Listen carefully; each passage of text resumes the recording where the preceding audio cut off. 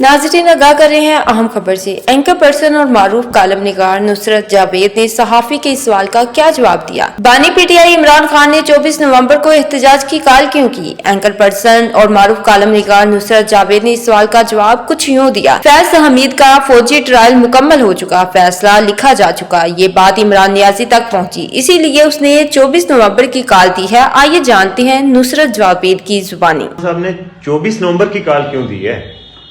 भाई वो बात ये है कि मैं तो अपना दिमाग का वो मैंने दही बना लिया है सोच सोच के, लेकिन मेरी एक सोर्स आमतौर पर साहबी को जब तक कम से कम 3 काबिल एतमाद तो न कहें तो नहीं कहना चाहिए। वो ये कहते हैं कि जी उन तक ये इत्तलाफ पड़ गई है कि जनरल फैज हमीद साहब का कोर्ट मार्शल ट्रायल जो है वो मुकम्मल हो गया और उस पर फैसला भी लिखा जा चुका है और वो किसी वक्त भी सुनाया जा सकता है।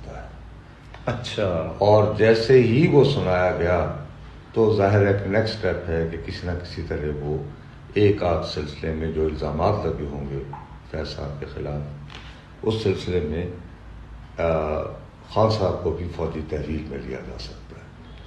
तो उससे बचने के लिए उन्होंने फिर ये लोगों का ये ख्याल है जी, मेरी एक सोर्स का, अब पता नहीं क्योंकि अभी तक मुझे और 2 मजीद आदमियों ने। मजीद बाखबर रहने के लिए देखते रहिए अंडरग्राउंड न्यूज।